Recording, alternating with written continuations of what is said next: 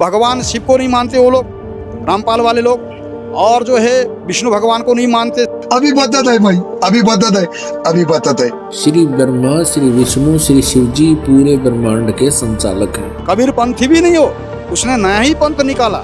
वरवाला हरियाणा में जो है उसका जो है मेन सेंटर है। जितने भी आचार्य शंकराचार्य थे, इनके पास कख ज्ञान नहीं था। इनका इतिहास दिखा दिया जनता को, ये सारे फेल हो लिए, इनके पास जवाब नहीं है। भोले भाले लोगों को भ्रम में डाल करके, भ्रमित करके उसने पूरी साम्राज्य फैलाए पूरे भारत में, नेपाल तक में उसकी साम्राज्य फैला हुआ। जितने भी ये संत है पृथ्वी पे आज के दिन में, इनके पास कोई आधार नहीं है ज्ञान का। हुआ बाई बकरे हैं, अपने अपने तुक्के लगा। क्या संत रामपाल जी महाराज नहीं मानते हैं ब्रह्मा विष्णु महेश को भगवान?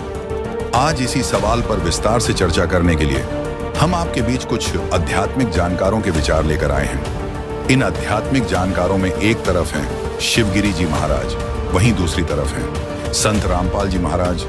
इन आध्यात्मिक जानकारों में किसका ज्ञान उत्तम है? कमेंट करके हमें अपनी राय अवश्य दें। अगर इस चैनल पर आप पहली बार आए हैं तो फटाफट से वीडियो को लाइक और चैनल को सब्सक्राइब जरूर कर दें। तो चलिए वीडियो शुरू करते हैं। और कुछ ऐसे नास्तिक लोग भी हैं, आस्तिक बनने के नाम से लोग जो है नास्तिकता का प्रसार करते हैं। जैसे अभी आपने सुने होंगे रामपाल, अभी यहाँ उसके लोग चेले लोग घूम रहे होंगे इस महाकुंभ में भी, परंतु वो कुंभ को नहीं मानते। वो लोग, ये जो कुंभ को वो लोग नहीं मानते, बिल्कुल नहीं मानते कुंभ को। भगवान शिव को नहीं मानते वो लोग, रामपाल वाले लोग, और जो है विष्णु भगवान को नहीं मानते, श्री कृष्ण भगवान को नहीं मानते हैं। ब्रह्मा विष्णु डाल पात मूल कबीर बोलते हैं। कबीर दास को ही वे लोग भगवान मानते हैं, समझे। कबीर पंथी भी नहीं हो, उसने नया ही पंथ निकाला। वरवाला हरियाणा में जो है उसका जो है मेन सेंटर है, और वहाँ से उसने पहले जेई था, और वो जेई की नौकरी छोड़ करके उसने जो है धीरे धीरे प्रवचन स्टार्ट किया, प्रवचन शुरू किया, और गलत व्याख्या करके लोगों को गुमराह और लोगों को भ्रमित करने लगा। और करते करते करते करते लोगों को, भोले भाले लोगों को भ्रम में डाल करके, भ्रमित करके उसने पूरी साम्राज्य फैलाए पूरे भारत में, नेपाल तक में उसकी साम्राज्य फैला हुआ उसी रामपाल का। और क्या कहता है कि कबीर दास ही भगवान है। कबीर ने कभी नहीं कहा अपने जीवन में भगवान, मैं भगवान हूँ, सुना। कबीरा कबीरा क्या कहे, कबीर दास ने एक दोहा बोला है, कबीर वचनामृत में आता है, कबीर की वाणी में आती, कबीरा कबीरा क्या कहे, चल जमुना के तीर, एक एक गोपीन के चरण पर वारो कोटि कोटि कबीर। कबीर दास कहते हैं मेरी इतनी प्रशंसा क्यों कर रहे हो, मुझे इतना महत्व क्यों दे रहे हो, मैं तो चरणों का दास हूँ, इसीलिए मुझे कबीर दास कहते हैं। दास मतलब मैं ईश्वर का दास हूँ, भगवान का दास हूँ, और मैं तो क्या भक्तों का भी मैं दास हूँ, भक्तों का चरणों का धूल हूँ, मैं धूल के समान अपने को मानता हूँ, कबीर दास जी ने कहा। तो आज जो है रामपाल क्या कहता है, कबीर भगवान है, ऐसा उसने जो है एक ज्ञान गंगा करके किताब छाप रखा है। गीता का श्लोकों का जो है गलत अर्थ लगा करके, गलत व्याख्या करके उसको जो है लोगों के, जो भोले भाले जो संसार के जो हमारे जो है हिंदू लोग हैं, जो अपने जो है भाई बंद है, सनातनी हैं, उनको भ्रमित कर रखा है। ऐसा चित्र बना रहे। गीता में बोलते हैं ना भगवान, ऊर्ध्व मूल मध शाखा, बोलते हैं ना कि मैं ऊपर, मेरा मूल है ऊपर है, इस संसार वृक्ष का जो मूल मैं हूँ, और मैं वैकुंठ लोक में निवास करता हूँ, ऊपर निवास करता हूँ, और संसार का वृक्ष ऐसा है, नीचे की तरफ उसकी शाखाएं, उसका जो जड़ है, उसके मूल है ऊपर की तरफ वैकुंठ आदि लोक है, भगवान ने कहा है। और संसार वृक्ष का मूल मैं ही हूँ, मुझसे संसार वृक्ष उत्पन्न होता, भगवान ने कहा। परंतु उसने क्या, कैसे चित्र बना रखा है उस कबीर ने, ऊर्ध्व मूल मद शाखा के जगह में ऊपर के मूल में कबीर दास को दिखा रखा, चित्र के रूप में दर्शा रखा है। वो ज्ञान गंगा किताब में वो ऐसा चित्र बना रखा उसने, सुना, पहले ही पन्ना में। तो ऐसा जड़ बना रखा है, और जड़ के ऊपर में कबीर को बैठा रखा है, और नीचे फिर उसका जो है स्तंभ है, उसके नीचे फिर जो है मुख्य शाखा है, मुख्य शाखा में जो है ब्रह्मा विष्णु महेश को बैठा रखा है, मुख्य शाखा के रूप में दर्शा करके, और फिर छोटे छोटे शाखा के रूप में और अन्य देवी देवता को दिखा रखा है, और पत्ते आदि नीचे बना रखा है उसने। जैसे वेद के रूप में, वेद बोलते संसार रूपी वृक्ष का जो है, ये वेद ही उसके पत्ते, भगवान ने गीता में कहा ना। परंतु वो भगवान ने जो कहा उसके विपरीत उसने कहा, भगवान ने जो कहा उसके विपरीत कहा। तो ऐसे नास्तिकों की जो है ना, मतलब बातों में नहीं आना चाहिए। ऐसे नास्तिकों के बातों में पढ़ करके अपने जीवन को भ्रम में डाल करके अपने जीवन को नष्ट नहीं करना चाहिए। मेरा कहने का मतलब ये है। मैं इस आपके चैनल के माध्यम से जो मेरे को सुन रहे हैं उनको मैं ये मतलब संदेश दे रहा हूँ। केवल हम जो वैदिक जो सनातनी हैं, वे हम ही लोग जो है परमात्मा को कण कण में मानते हैं। कण कण में सभी वही है, उससे भिन्न कुछ भी नहीं है। जैसे गीता में भगवान ने कहा, बहुनाम जन्मनामन्ते ज्ञानवानम प्रपद्यते वासुदेव सर्वमिति सुमात्म दुर्लभ। बहुत जन्म के अंतिम के जन्म में जब ऐसा जीवों को ज्ञान होता है, सर्वम वासुदेवम, वासुदेवी सब कुछ है, सब सर्वम व्यापक है, व्याप्य और व्यापक का भेदों से रहित है, वही है। समझे? विज्ञान भी वही कहता कि एक ही जो है एनर्जी था, वो एनर्जी के अलावा कुछ नहीं था। विज्ञान ने भी उस दिन का प्रवचन में मैंने बोला था व्याख्या में, विज्ञान भी बोलता है एक एनर्जी था, एक ऊर्जा है, एक एनर्जी है, एक ऊर्जा है, वही जो है नाना पदार्थों के रूप में जो है अपने को प्रकट किया। समझ रहे ना? वो मतलब नाना पदार्थ का रूप उसी ने धारण किया। तो हम उसको एक परमात्मा कहते हैं, एक ब्रह्म कहते हैं, एको ब्रह्म द्वितीयो नास्ति कहते हैं। तो हम उस एनर्जी को जो है चेतन मानते हैं। विज्ञान जड़ मानता या कुछ और मानता, हम उसके बारे में व्याख्या नहीं करेंगे, परंतु हम उसको चेतन मानते हैं, सत्य मानते हैं। सदा से वो जो एनर्जी है वो सदा से है, सदा रहेगा। समझे? इसीलिए वो सत्य है, और वो चेतन है, इसीलिए सत्य चित है वो। समझना? ज्ञान स्वरूप है, और ज्ञान स्वरूप होने से वो आनंद स्वरूप है। सच्चिदानंद घन, घन कहते हैं वो इतना घन है, उसके अलावा दूसरा कुछ नहीं है। समझे? परमात्मा अकेला ही है। हम तुम ये सब कुछ परमात्मा का रूप है। समझना? ये परमात्मा रूपी समुद्र के हम सब बुलबुले हैं। समझ में आया? वह सागर है। समझे? देवता आदि तरंग है, देवता आदि तरंग है। बड़ा तरंग होता ना, जैसे बड़ा तरंग होता है, लहर होते हैं, और देवता लहर हैं, हम बुलबुले हैं। और जो है शिव जो है वो समुद्र है, भगवान शिव जो है वो सागर है। समझ में आया? ब्रह्म है। दोस्तों, अभी आपने सुने शिवगिरी जी महाराज के आध्यात्मिक विचार। आइए अब सुनते हैं संत रामपाल जी महाराज के आध्यात्मिक विचार। जितने भी आचार्य शंकराचार्य थे, इनके पास कख ज्ञान नहीं था। इनका इतिहास दिखा दिया जनता को।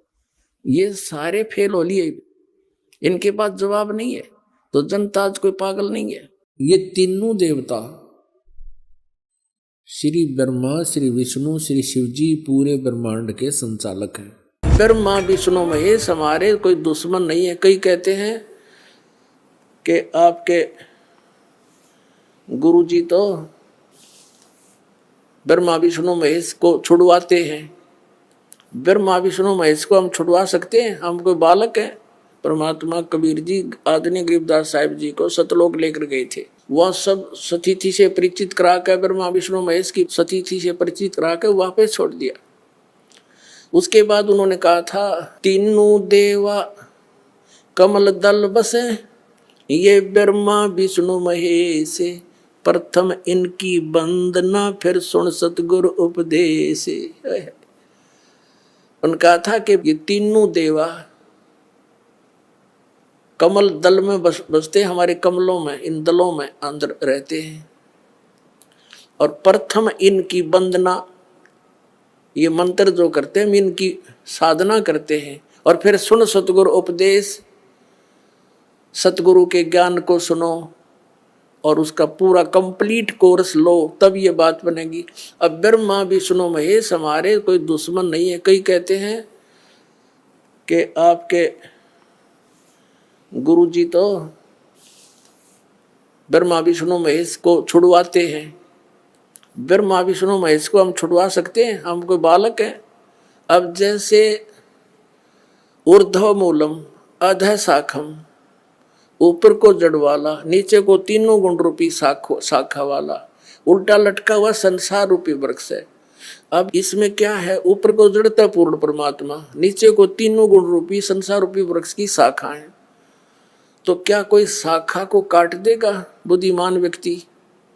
पेड़ की शाखा को कोई काटने की कहेगा कि इसको तो फेंक दो काट के, फिर लटका के करेंगे बाकी का? परमात्मा कहा करते कि जैसे कोई हमने भक्ति रूपी पौधा बीजना है, और हम नर्सरी से कोई पौधा लाए, कैसे बीजेंगे? उसको गड्ढा खोदेंगे, और उस गड्ढे में उसको जड़ों की तरफ से दबाकर मिट्टी में, फिर उस जड़ों की मूल की सिंचाई करेंगे।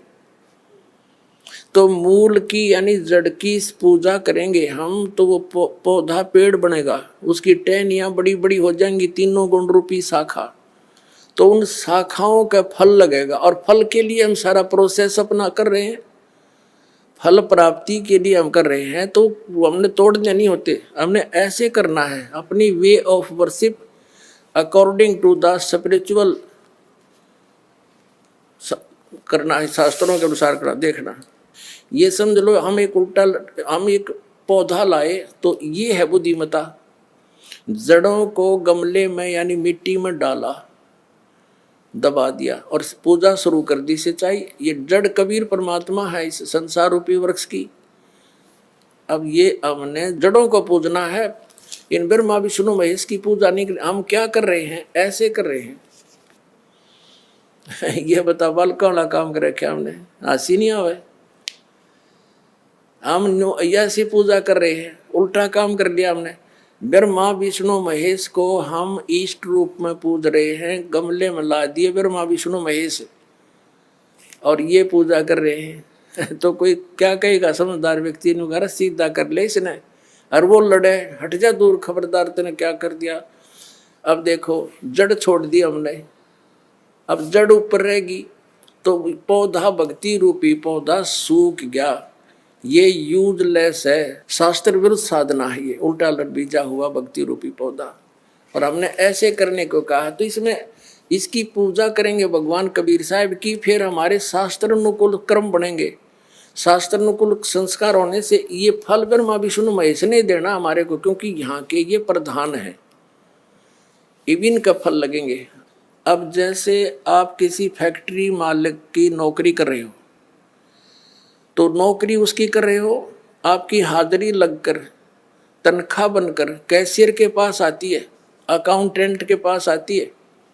अब तनख्वाह तो देंगे अकाउंटेंट और वो कैशियर, लेकिन वो देंगे आपका वर्क डन, और वो भी उस मालिक की मजदूरी करोगे। तो यदि उस आप लागे अकाउंटेंट और कैशियर की जूते साफ कर, उसकी प्लेट धोना, वह नौकरी दी छोड़ आपने, वो खाक देंगे आपको, लोग बाजा तो चाह भी ना पाओ टाइम पे। तो इसी प्रकार हमने पूजा तो करनी है, मजदूरी तो करनी, इष्ट रूप में तो पूजना परमपिता को, कबीर साहब को, और फिर उससे बनेंगे हमारे शास्त्र अनुकूल जितने भी शुभ संस्कार फिर देंगे। यही यहाँ पर जब तक आप यहाँ रहोगे तो यहाँ के ये प्रधान है, इन्होंने हमारा वर्क डन देना है। जैसा कर्म करेगा फल देगा भगवान, इनका ये आखिरी विधान था। तो ये भगवान तो वर्क डन ही दे सकते, इसमें ऐड नहीं कर सकते। और फैक्ट्री मालिक बनवाने के रखे दे तोहफे में, यानी परमात्मा हमारे मालिक हैं, मालिक तो कुछ भी दे सकता है। अब और थोड़ा सिखा दिखाते हैं क्योंकि कंसेप्ट इससे जुड़ा हुआ है। इसी गीता जी अध्याय नंबर 3 के, ये श्रीमद् भगवद गीता अध्याय नंबर 3 के आपको दिखाते हैं श्लोक 10 से लेकर 15।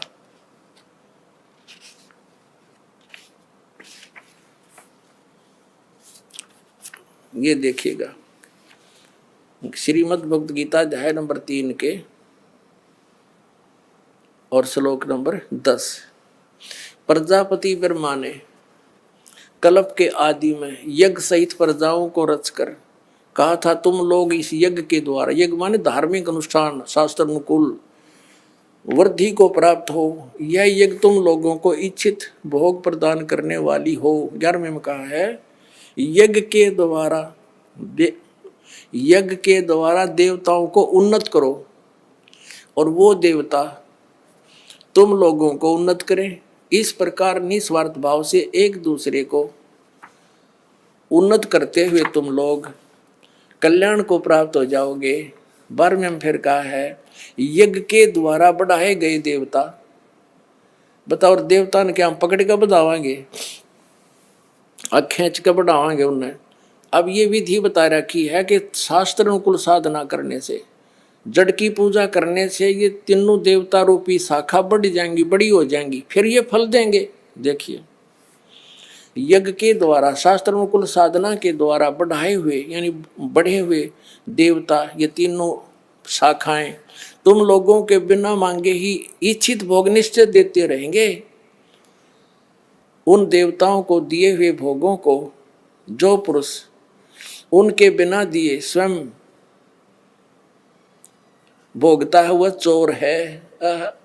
अब क्या सिद्ध हो गया कि जैसे हम मूल की पूजा करेंगे, मूल की यानी जड़ की पूजा करने से टहनी बड़ी हो जाएंगी, ये देवता बढ़ गए, बड़े होकर ये फलों से लदपत हो जाएंगी, ये टहनी बिना मांगे देंगे अपने आप, क्योंकि हम मूल की पूजा कर रहे हैं तो अपने आप इनके बस की बात नहीं, देने पड़ेंगे फल हमारे को।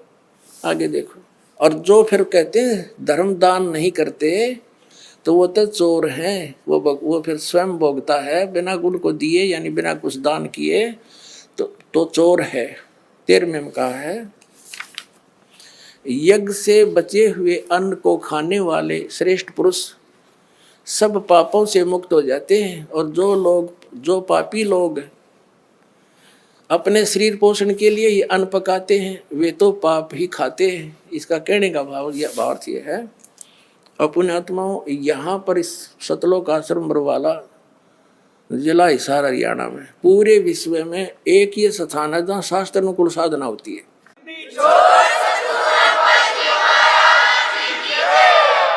यज्ञ से बचे हुए अन्न को खाने वाले संत है, यानी साधु संत भक्त आत्माएं अच्छी आत्माएं सब पापों से मुक्त हो जाते हैं।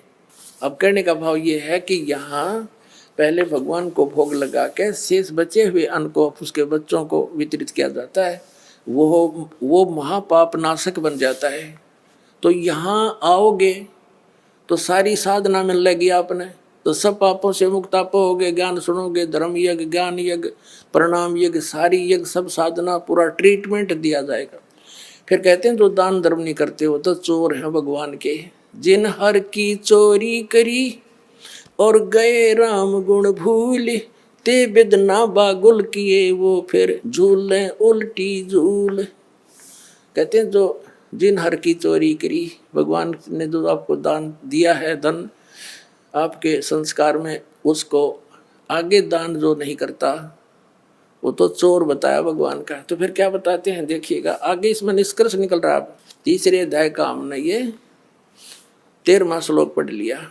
यज्ञ से बचे हुए अन्न को खाने वाले श्रेष्ठ संत माने आप अच्छी आत्माएं पाप से मुक्त, सब पापों से मुक्त हो जाते हैं। और जो पापी लोग अपना केवल कमाया और खाया वहीं तक सीमित हैं वो तो पाप को खाते हैं। अब 14 और 15 में एक निर्णायक ज्ञान दे दिया। पहले इनका अनुवाद पढ़ाएंगे इंजीनियरों का, फिर समझ में आएगा। संपूर्ण प्राणी अन्न से उत्पन्न होते हैं, अन्न की उत्पत्ति वृष्टि से होती है, वृष्टि यज्ञ से होती है, और यज्ञ शास्त्र, इसका अर्थ है शास्त्र अनुकूल कर्मों से जो होता है वो विहित कर्मों से उत्पन्न होने वाले हैं, यज्ञ यानी धार्मिक अनुष्ठान। और कर्म समुदाय को तो ब्रह्मो उद्भवम, इन्होंने ब्रह्म का अर्थ वेद कर दिया है। कोई बात हुई, ब्रह्म का अर्थ वेद कर दिया। ये लिखना था कि देखो हम यहाँ पर आए इस काल के लोक में तो हमने कर्म करके ही मिलेगा, ना कति नहीं मिले। तो कहते हैं ये कर्म लगाए ब्रह्म ने बनाया विधान यहाँ का, और ब्रह्म की उत्पत्ति हुई परम अक्षर ब्रह्म से, उस परमात्मा से, सच्चिदानंद घन ब्रह्म से। इसका अर्थ तो ये है, लेकिन इन अज्ञानियों ने कुछ ज्ञान तो था नहीं, सारे उल्टे अडंगे अड़ा दिए। ये देखिएगा, कर्म समुदाय को तू वेद से उत्पन्न नहीं, ब्रह्म से उत्पन्न हुए, और ब्रह्म अक्षरम उद्भवम अविनाशी परमात्मा से, यहाँ ब्रह्म लिखना था, ब्रह्म ये काल अविनाशी परमात्मा से उत्पन्न हुआ जान। इससे सिद्ध होता है कि सर्वगतम ब्रह्म, सर्वगतम माने सर्वव्यापी परमात्मा, सबका मालिक सदा ही यज्ञों में प्रतिष्ठित है, उसको वो इष्ट रूप में पूज्य है, वही प्रतिष्ठित है सभी यज्ञों में, उसको इष्ट मानकर पूजा करनी चाहिए। इसका निष्कर्ष ये निकल गया। अब हम उस परमात्मा को इष्ट मानकर पूजा करेंगे तो हमारी शास्त्र अनुकूल साधना होगी। और इसमें कहा है कि शास्त्र अनुकूल साधना करने से हमारे शुभ संस्कार बनेंगे, ये भक्ति रूपी पौधा बड़ा होगा, ब्रह्मा विष्णु महेश के पास हमारे संस्कार जाएंगे, और ये बिना मांगे आपको देंगे, आपको बिना मांगे देंगे। जैसे फल लदपत हो गए टहनिया के, आप भी खाओ, रिश्तेदार भी ले जाओ और पड़ोसी भी तोड़ ले जाओ तो भी समाप्त ना हो। तो इतना इस प्रकार हमारा ये पूरा भक्ति क्रम पूरा होता है। तो हम आपको सबसे पहले परमात्मा ने कहा है कि तीनों देवा इन कमल दलों में बसे, ये ब्रह्मा विष्णु महेश, और प्रथम इनकी वंदना और फिर सुन सतगुरु उपदेश। तो हम इनकी जो है ना पूजा नहीं कर रहे, हम किसी का किराया दे रहे हैं, जैसे हम टैक्स भर रहे हैं बिजली का, हम बिल भर रहे हैं इसका टेलीफोन का, वो पूजा थोड़ी कर रहे हैं, वो तो हम उनको दे रहे हैं, तो हमें हमारी सुविधाएं जारी रखेंगे, नहीं देंगे तो कनेक्शन काट देंगे। तो हम शास्त्र अनुकूल साधना कंप्लीट कोर्स ना करके अपनी अपनी डफली पीट रहे हैं। जिस कारण से हम परमात्मा से मिलने वाली साधना से वंचित होकर के हम नास्तिक होते जा रहे थे। अब परमात्मा ने दया करी आपके ऊपर है और इस दास के ऊपर। इस दास को बनाया वो तत्वदर्शी संत, और जो ज्ञान परमात्मा 600 वर्ष पहले छुपा के थे खजाना, इस दास को चाबी दे दी। अब दास ने खोल दिया उसके बच्चों के सामने, अब खाओ और खर्चो, चलो सतलो।